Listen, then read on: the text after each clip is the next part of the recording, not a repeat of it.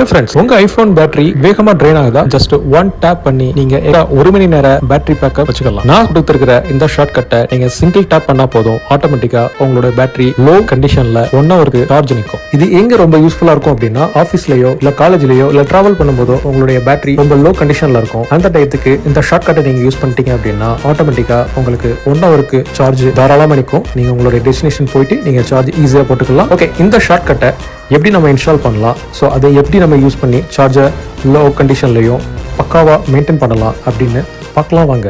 நான் டிஸ்கிரிப்ஷனில் கொடுத்துருக்கிற லிங்கை கிளிக் பண்ணிங்க அப்படின்னா உங்களுக்கு ஆட்டோமேட்டிக்காக ஷார்ட் கட் வரும். அந்த ஷார்ட் கட்டை நீங்கள் என்ன பண்ணுறீங்கன்னா இன்ஸ்டால் பண்ணிங்கன்னா அந்த ஷார்ட் கட் ஆட்டோமேட்டிக்காக உங்களுடைய ஷார்ட் கட் லைப்ரரிக்குள்ளே ஆட் ஆயிரும். ஸோ அதில் போய்க்கோங்க. ஸோ இந்த மாதிரி தான் காமிக்கும் அல்டிமேட் லோ பவர் மோடுன்னு. அதை ஜஸ்ட் நீங்கள் கிளிக் பண்ணால் மட்டும் போதும். அது எனேபிள் பண்ணணுமா டிசேபிள் பண்ணணுமா அப்படின்னு கேட்கும்.